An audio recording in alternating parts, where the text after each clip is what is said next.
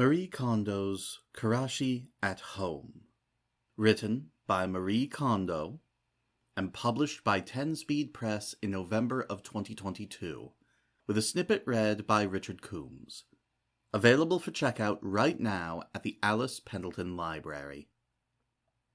If you could make any dream come true, what would your ideal lifestyle be? Exploring the answer to this question helps build the foundation for a life that sparks joy. That's why I begin with every client by asking them to share their hopes and dreams. Their eyes shine as they describe a palatial house with lovely furniture in natural colors or a big kitchen where they can bake cakes.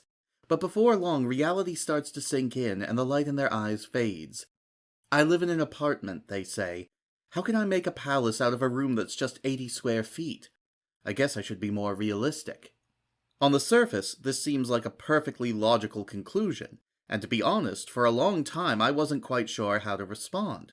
How could I ask my clients to compromise on their dreams? How could I tell someone who loves Renoir to decorate their one-room apartment with something more suitable, like Japanese woodblock prints, and just focus on keeping the space clean? That would never motivate them to tidy. The very thought would quench the least spark of joy. When visualizing our ideal lifestyle, should we give our imagination free rein or stick to what's possible?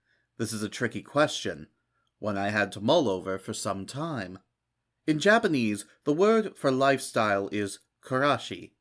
As I pondered this word, I realized I didn't know exactly what it meant. Looking it up in the Daiseigen Dictionary of Japanese terms, I discovered an interesting fact.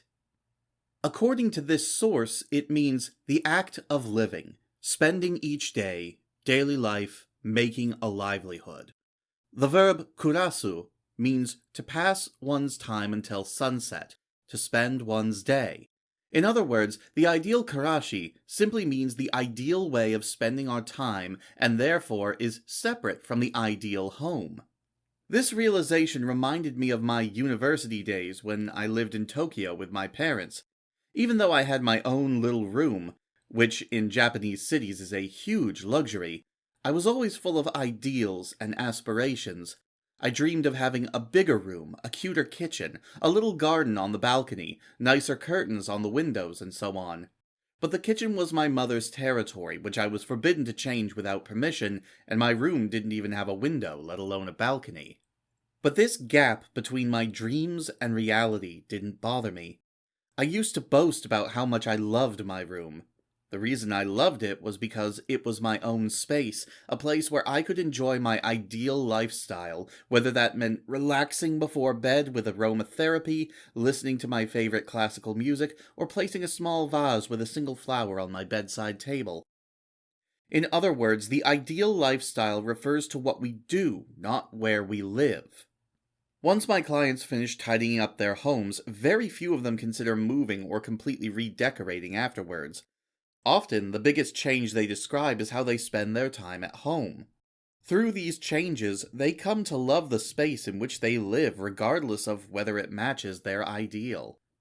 Even if you can't move to a new house or apartment, you can still change your lifestyle. You just need to live as if your space is your ideal home.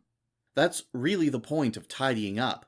So when imagining your ideal lifestyle, think concretely about it. What you'd like to do and how you'd like to spend your time at home.